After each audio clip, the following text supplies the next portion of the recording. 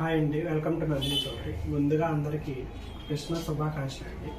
ఈరోజు మనకి కస్టమర్ ఒకటి హారం అనేది ఆర్డర్ ఇచ్చారండి. అది ఒకసారి ఎలా వచ్చిందో మనం చూద్దాం.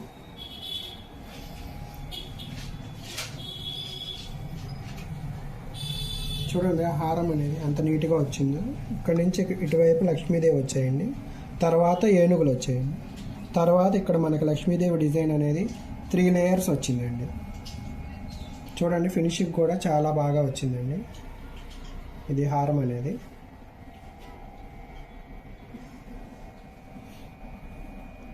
చూడండి, మొత్తం 3 లేయర్స్ వచ్చాయండి. అన్ని లక్ష్మీదేవి బొమ్మలే. పైన అనేది మనకి స్టోన్స్ వచ్చాయండి. దీన్ని వర్కర్ అనేది ఎలా తయారు చేసేది అనేది వీడియో కూడా ఒకటి అప్లోడ్ చేస్తాము. అది కూడా ఒకటి చూడండి. చాలా బాగా డిజైన్ చేశారండి.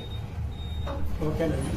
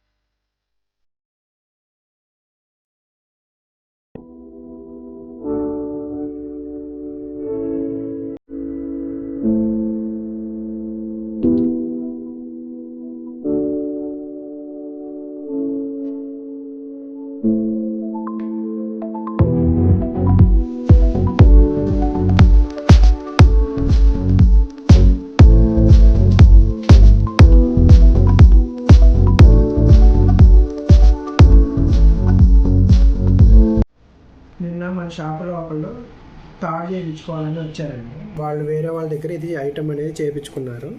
వాళ్ళు ఏం చేశారంటే, ఇలా గొట్టాలు ఉన్నాయి కదండి, దీంట్లో వాళ్ళు లక్ అనేది పెట్టారు. దేనికంటే చైన్ వెయిట్ అనేది పెరగడానికి. చూడండి ఎలా ఉందో చైన్.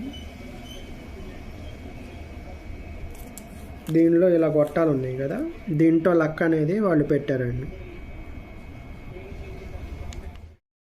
ఏదైనా ఐటమ్ చేయించుకునేటప్పుడు మీకు నమ్మకం ఉన్న షాప్లోనే వెళ్ళి చేయించుకోండి. ఎందుకంటే వాళ్ళు అనేది మిమ్మల్ని మోసం చేయకుండా ఉంటారు. ఈ చైన్ చూశారు కదా ఎలా చేశారు. ఏదైనా సరే నమ్మకం ఉన్న షాప్లోనే వెళ్ళి చేయించుకోవడం మంచిది. ఓకేనండి. గోల్డ్ రేటు పెరుగుతుందా తగ్గుతుందా అని అడుగుతున్నారండి. అది ఎవరి చేతుల్లో లేదండి. మొత్తం అనేది స్టాక్ మార్కెట్ మీద బేస్ అయి ఉంటుందండి గోల్డ్ రేట్ అనేది.